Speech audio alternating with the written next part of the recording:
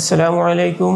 আমি মোহাম্মদ শাহ আলম, প্রভাষক অর্থনীতি, মুজাদ্দিদে ইসলামী আলিম মাদ্রাসা, কালিয়াকৈর, গাজীপুর। সুপ্রিয় শিক্ষার্থীরা, আশা করি তোমরা সবাই ভালো আছো। আমিও ভালো আছি। আমাদের আজকের ক্লাসের বিষয় হচ্ছে আলিম দ্বিতীয় বর্ষ অর্থনীতি প্রথম পত্র চতুর্থ অধ্যায় থেকে আমরা আলোচনা করব। আমাদের আজকের আলোচনার বিষয় হচ্ছে পূর্ণ প্রতিযোগিতামূলক বাজার। আমরা আজকে দেখব যে পূর্ণ প্রতিযোগিতামূলক বাজার কাকে বলে এবং পূর্ণ প্রতিযোগিতামূলক বাজারের বৈশিষ্ট্য কী। পূর্ণ প্রতিযোগিতামূলক বাজার হচ্ছে যে বাজারে অসংখ্য ক্রেতা বিক্রেতা স্বাধীনভাবে তাদের দ্রব্য সামগ্রী ক্রয় বিক্রয় করতে পারবে এবং যে বাজারে বিপুল সংখ্যক ক্রেতা বিক্রেতা থাকবে, দ্রব্য সমজাতীয় থাকবে।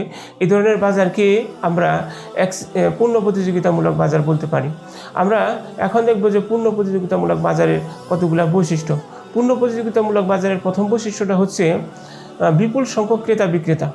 পূর্ণ প্রতিযোগিতামূলক যদি বাজার হয় তাহলে সেখানে ক্রেতার সংখ্যাও অধিক থাকবে, বিক্রেতার সংখ্যাও অধিক থাকবে।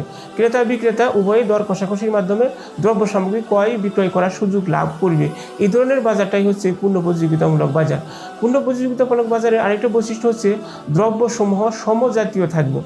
সমজাতীয় বলতে দ্রব্যের পরিমাণগত এবং গুণগত মান একই থাকবে। একই ধরনের, একই আকৃতির, একই গুণাবলীর দ্রব্য যদি থাকে বাজারে, তখন তাকে আমরা সমজাতীয় দ্রব্য বলবো। এই পূর্ণ প্রতিযোগিতামূলক বাজারে অবশ্যই সমজাতীয় দ্রব্য বিদ্যমান থাকবে। এটা পূর্ণ প্রতিযোগিতামূলক বাজারের একটা বিশেষ বড় ধরনের বৈশিষ্ট্য। এরপরে হচ্ছে পূর্ণ প্রতিযোগিতামূলক বাজারে আরেকটা বৈশিষ্ট্য হচ্ছে এক দাম। পূর্ণ প্রতিযোগিতামূলক বাজারে বিক্রেতা ইচ্ছা করলে অধিক পরিমাণ দাম বাড়াতেও পারে না, কমাতেও পারে না। দামের পরিমাণ মোটামুটিভাবে ফিক্সড থাকে, নির্দিষ্ট থাকে। পূর্ণ প্রতিযোগিতামূলক বাজারে ক্রেতা দাম সম্পর্কে ধারণা থাকে, বিক্রেতাও দাম সম্পর্কে ধারণা থাকে এবং ওইটা পূর্বেই বাজারে নির্ধারিত থাকে এবং সেই দামটা এক দাম থাকে। সেখানে বিক্রেতার অধিক পরিমাণ দাম বাড়ানো কমানোর কোনো ক্ষমতা থাকে না। পূর্ণ প্রতিযোগিতামূলক বাজারের আরেকটা বৈশিষ্ট্য হচ্ছে ক্রেতাদের বাজারের দাম সম্পর্কে পূর্ণ জ্ঞান থাকে।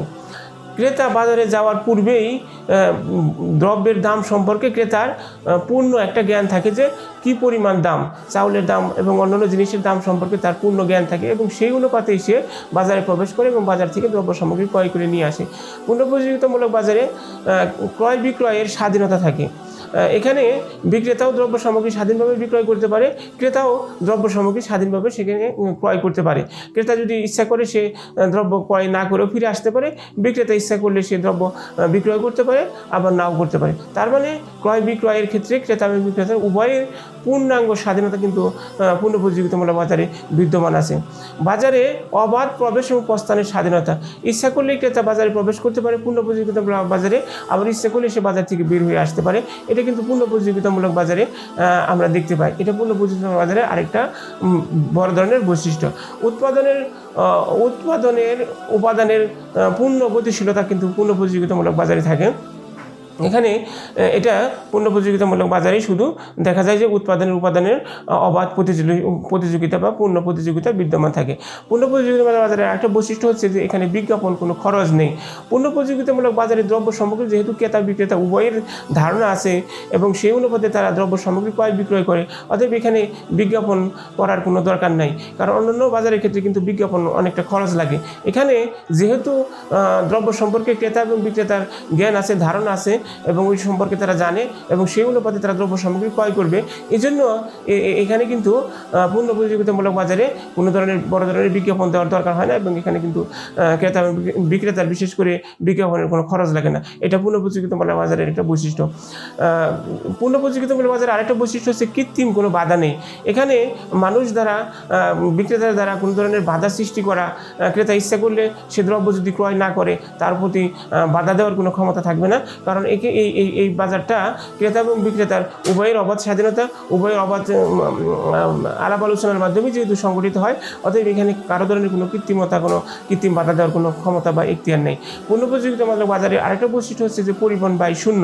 এখানে দ্রব্য সামগ্রী আনা নেওয়ার ক্ষেত্রে কিন্তু একটা পরিবহন ব্যয়ের দরকার হয়, কিন্তু পূর্ণ প্রতিযোগিতামূলক বাজারে যখন বিক্রেতা দ্রব্য সামগ্রী বিক্রয় করে, সে তার যখন দাম নির্ধারণ করে, সেই দাম নির্ধারণের ক্ষেত্রে কিন্তু বিক্রেতা পরিবহন ব্যয় হিসাব করে না, পরিবহন ব্যয় শূন্য ধরা হয়। যদি পরিবহন ব্যয় এখানে হিসাব করা হয় তাহলে কিন্তু দ্রব্যের দাম বেড়ে যেতে পারে। সেক্ষেত্রে পূর্ণ প্রতিযোগিতামূলক বাজারের যে বৈশিষ্ট্য সেটা কিন্তু বিদ্যমান থাকে না। অতএব পূর্ণ প্রতিযোগিতামূলক বাজারে বিক্রেতা কখনোই পরিবহনের যে খরচ, পরিবহনের যে কস্ট সেটা কিন্তু বিক্রেতা ধরে না। অতএব পূর্ণ প্রতিযোগিতামূলক বাজারের বৈশিষ্ট্য হচ্ছে যে বিক্রেতা পরিবহন ব্যয় হিসাব করবে না, পরিবহন ব্যয় শূন্য হিসাবে ধরা হয়। আর যদি পরিবহন ব্যয় হিসাব করা হয় তাহলে কিন্তু দাম বেড়ে যেতে পারে।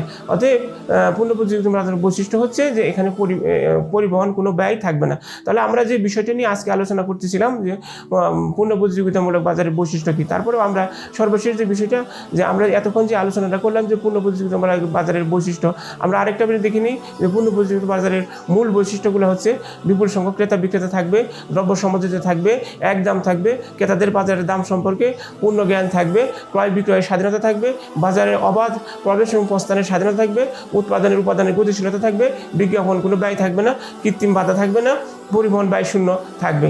আশা করি তোমরা সবাই এই বিষয়টা বুঝতে পারছো। সবাইকে ধন্যবাদ। আসসালামু আলাইকুম।